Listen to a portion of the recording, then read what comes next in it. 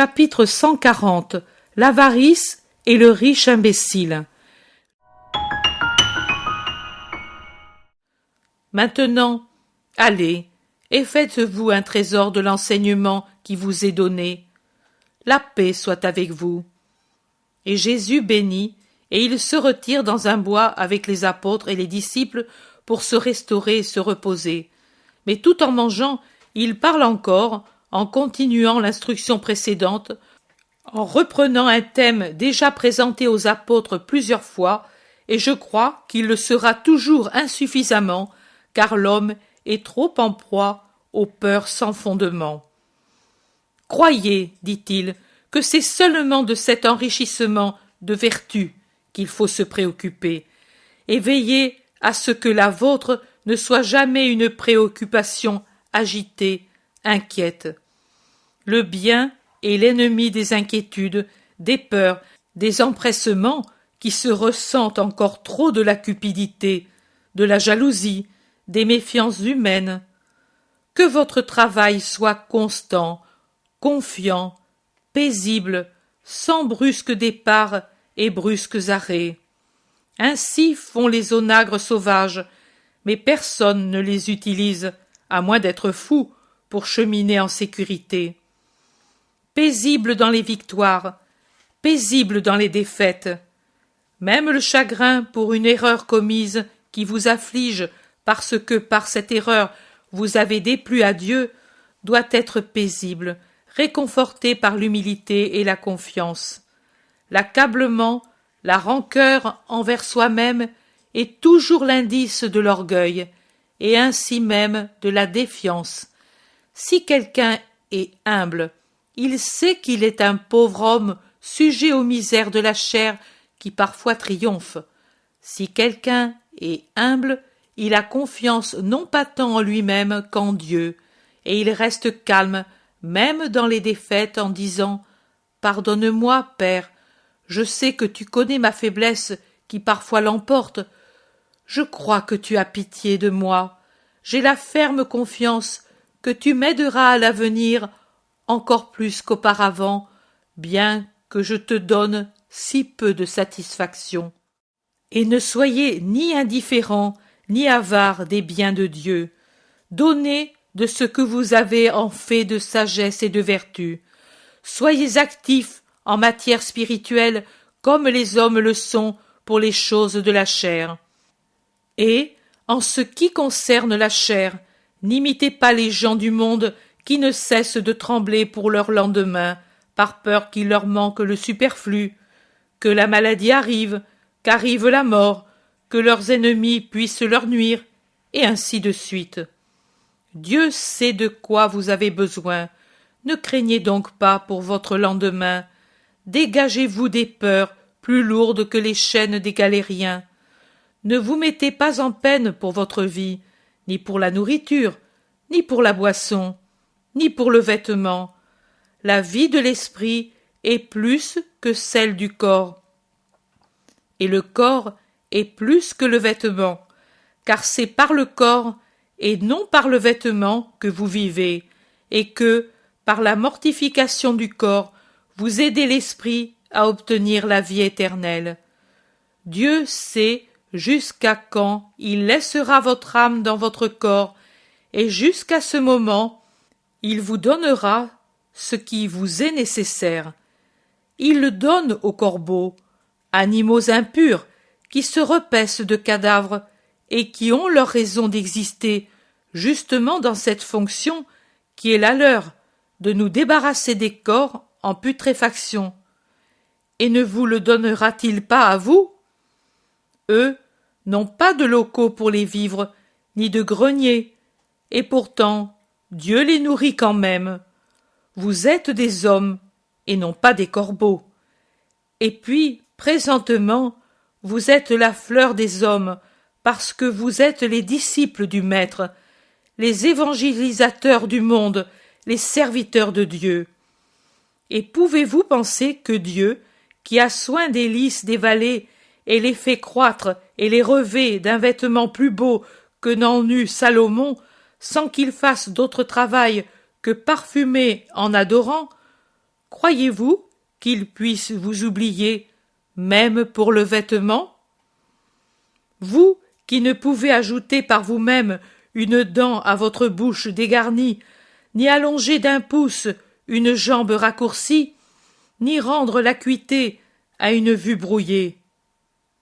Et si vous ne pouvez faire ces choses, pouvez-vous penser pouvoir éloigner de vous la misère et la maladie, et faire sortir de la nourriture de la poussière? Vous ne le pouvez. Mais ne soyez pas des gens de peu de foi. Vous aurez toujours ce qui vous est nécessaire. Ne vous mettez pas en peine comme les gens du monde qui se donnent du mal pour pourvoir à leur plaisir. Vous avez votre Père qui sait de quoi vous avez besoin. Vous devez seulement chercher, et que ce soit le premier de vos soucis, le royaume de Dieu et sa justice, et tout le reste vous sera donné en plus. Ne craignez pas, vous qui êtes de mon petit troupeau. Il a plu à mon Père de vous appeler au royaume pour que vous possédiez ce royaume. Vous pouvez donc y aspirer et aider le Père par votre bonne volonté et votre sainte activité. Vendez vos biens, faites-en l'aumône si vous êtes seul. Donnez aux vôtres les moyens d'existence qui compensent votre abandon de la maison pour me suivre, car il est juste de ne pas enlever le pain aux enfants et aux épouses. Et si vous ne pouvez sacrifier les richesses d'argent, sacrifiez les richesses d'affection. Elles aussi sont une monnaie que Dieu estime pour ce qu'elles sont, de l'or plus pur que tout autre, des perles plus précieuses que celles qui sont arrachées aux mers, et des rubis plus rares que ceux des entrailles de la terre. Car renoncer à la famille pour moi, c'est charité parfaite, plus que de l'or sans un atome impur. C'est une perle faite de larmes, un rubis fait du sang qui gémit de la blessure du cœur déchiré par la séparation d'avec le père et la mère, l'épouse et les enfants.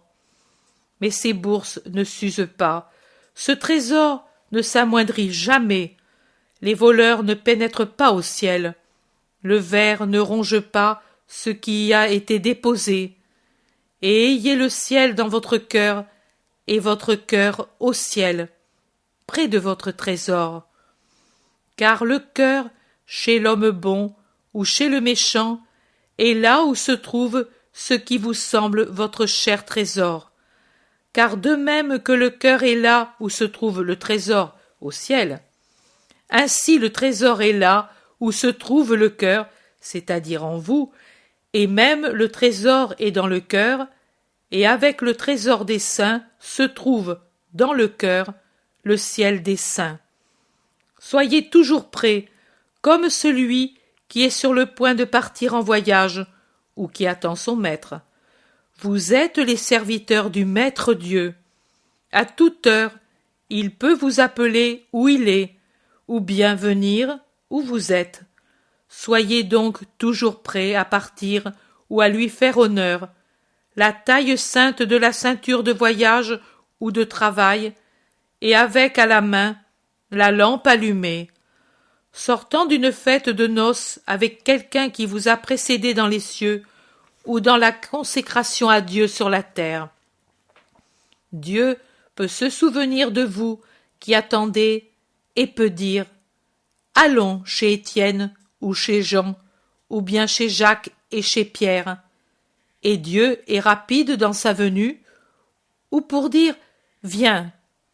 Soyez donc prêts à lui ouvrir la porte quand il arrivera, ou à partir s'il vous appelle. Bienheureux ces serviteurs que le maître, en arrivant, trouvera en train de veiller.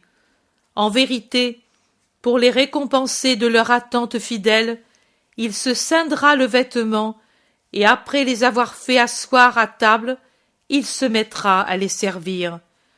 Il peut venir à la première veille, comme à la seconde ou à la troisième. Vous ne le savez pas. Soyez donc toujours vigilants, et bienheureux si vous l'êtes, et qu'ainsi vous trouve le maître. Ne vous flattez pas en disant « On a le temps, cette nuit il ne vient pas ». Il vous en arriverait du mal. Vous ne savez pas. Si quelqu'un savait quand le voleur va venir, il ne laisserait pas sa maison sans surveillance pour que le malandrin puisse en forcer la porte ou les coffres forts. Vous aussi, soyez prêts, car au moment où vous y penserez le moins, le Fils de l'homme viendra en disant « C'est l'heure ». Pierre, qui a été jusqu'à oublier de finir son repas pour écouter le Seigneur, voyant que Jésus se tait, demande « Ce que tu dis, c'est pour nous ou pour tous ?» « C'est pour vous et pour tous, mais c'est davantage pour vous, car vous êtes comme des intendants mis par le maître à la tête des serviteurs, et vous êtes doublement obligés d'être prêts, à la fois pour vous comme intendant et pour vous comme simple fidèle.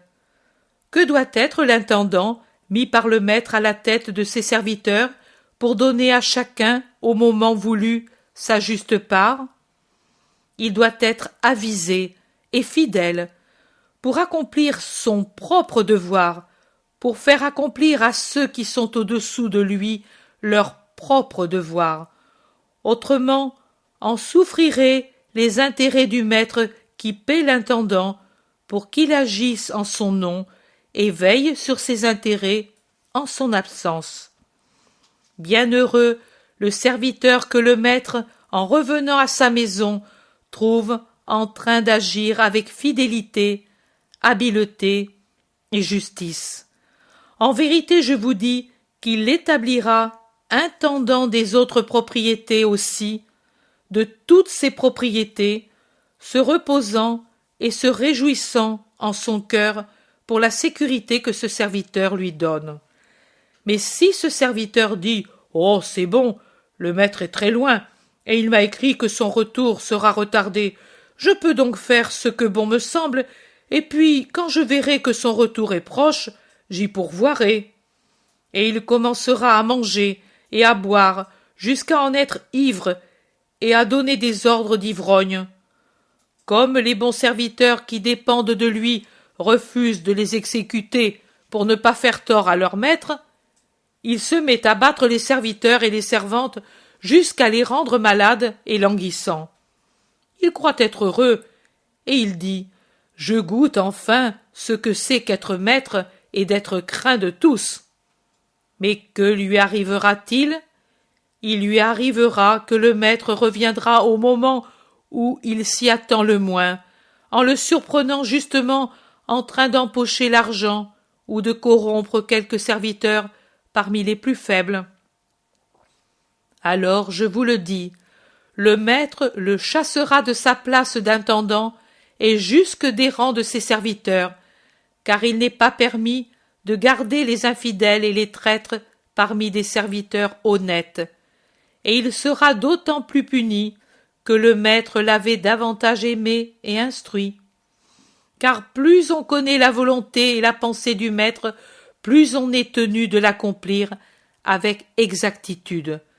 S'il n'agit pas comme le maître le lui a dit en détail, comme à aucun autre, il recevra de nombreux coups, alors que celui qui, en tant que serviteur de second rang, est bien peu au courant et se trompe tout en croyant bien faire, sera moins puni.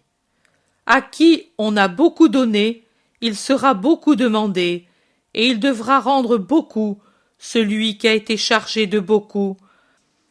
Car mes intendants devront rendre compte même de l'âme d'un tout petit d'une heure. Mon choix n'est pas un frais repos dans un bosquet fleuri. Je suis venu apporter le feu sur la terre, et que puis-je désirer, sinon qu'il s'enflamme? Aussi je m'épuise, et je veux que vous vous épuisiez jusqu'à la mort, et jusqu'à ce que toute la terre soit un brasier de feu céleste.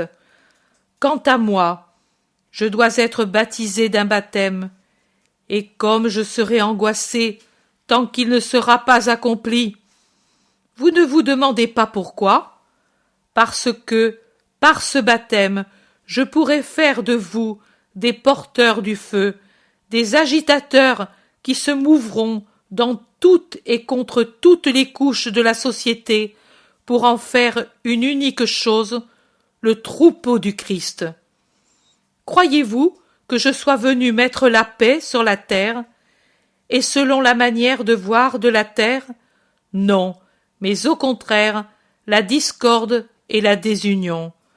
Parce que désormais, et jusqu'à ce que toute la terre soit un unique troupeau, de 5 qui sont dans une maison, il y en aura 2 contre 3, et le père sera contre le fils, et ce dernier contre son père, et la mère contre ses filles, et celle-ci contre celle-là, et les belles-filles et les belles-mères auront un motif de plus de ne pas s'entendre, car il y aura un langage nouveau sur certaines lèvres, et il se produira une sorte de Babel, parce qu'un soulèvement profond ébranlera le royaume des affections humaines et surhumaines. Mais ensuite viendra l'heure où tout s'unifiera en une langue nouvelle que parleront tous ceux que le Nazaréen aura sauvés, et les eaux des sentiments s'épureront alors que les scories tomberont au fond et que brilleront à la surface les eaux limpides des lacs célestes. En vérité, mon service n'est pas un repos selon le sens que l'homme donne à ce mot. Il faut un héroïsme inlassable.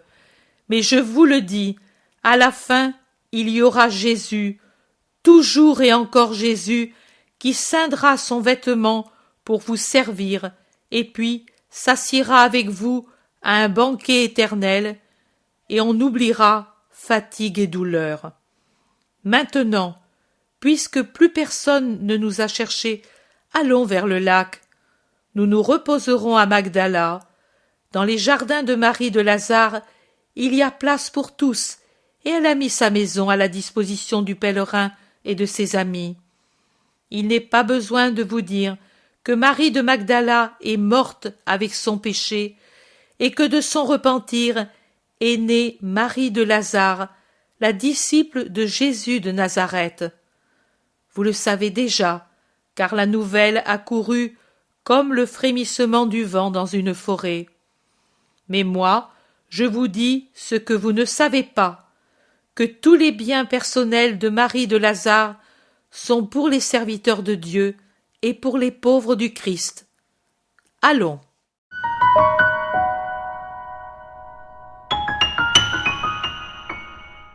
Bonjour, je suis Bruno Périnet, président de l'association Maria Valtorta. Vous voulez aider à faire connaître Jésus avec l'évangile tel qu'il m'a été révélé de Maria Valtorta. Une dizaine de conférenciers rencontrent des familles, des paroisses et des lecteurs dans des salles publiques. Le budget annuel de ces 200 conférences dans toute la France est de 27 000 €. Participez à ce projet national. Faites un don défiscalisable à l'association Maria Valtorta. Il vous sera délivré un reçu fiscal vous permettant d'obtenir une réduction d'impôt de 66%. www.associationmariavaltorta.fr